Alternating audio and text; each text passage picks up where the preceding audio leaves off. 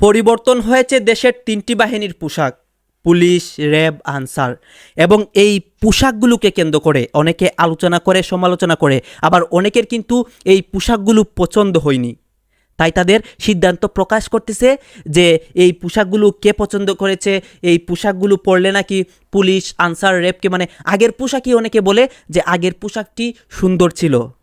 দর্শক শ্রোতা, এই বিষয়গুলো নিয়ে আপনাদের মন্তব্য কী? সরকার যে এই সিদ্ধান্তটি নিয়েছেন পুলিশ, র্যাব, আনসারের পোশাক পরিবর্তন করে এবং তাদের লোগোগুলো পরিবর্তন করে, সেইটা কি তারা ঠিক করেছেন নাকি ভুল করেছেন? এটা নিয়ে আমরা আজকে আলোচনা করব।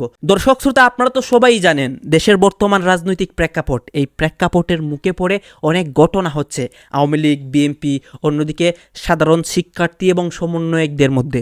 সমন্বয়করা আমাদের দেশটা খুব কষ্ট করে স্বাধীন করেছে এবং সেই সমন্বয়কদের বিরুদ্ধে অনেকে কেঁপেছে। এবং কে কেঁপেছে?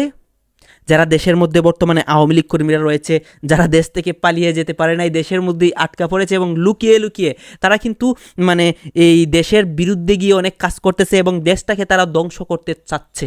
এটা কিন্তু আমরা স্পষ্ট অনেক কিছু দিয়ে দেখতে পাই। দর্শক শ্রোতা, এই ভিডিওর মূল ঘটনা হচ্ছে যে পুলিশ, র্যাব, আনসার বাহিনীর পোশাক পরিবর্তন। সেটা নিয়ে আপনাদের মন্তব্য কী? এইগুলা মানে এই যে পোশাকটি হওয়ার পর মানে আপনাদের মন্তব্য কী এবং আপনারা কতটুকু খুশি বা আপনাদের মন্তব্য মানে এইটা কি তাদেরকে ভালো লাগতেছে নাকি খারাপ লাগতেছে? এটা কিন্তু আপনারা অবশ্যই কমেন্ট বক্সে লিখে যাবেন। এবং আপনাদের কাছে আমার সর্বশেষ একটা রিকোয়েস্ট থাকবে, আমার চ্যানেলটি সাবস্ক্রাইব করবেন এবং পাশে থাকা বেল আইকনটি অবশ্যই বাজিয়ে যাবেন যাতে করে নেক্সট ভিডিওটা সবার আগে আপনাদের কাছে পৌঁছায়। ধন্যবাদ।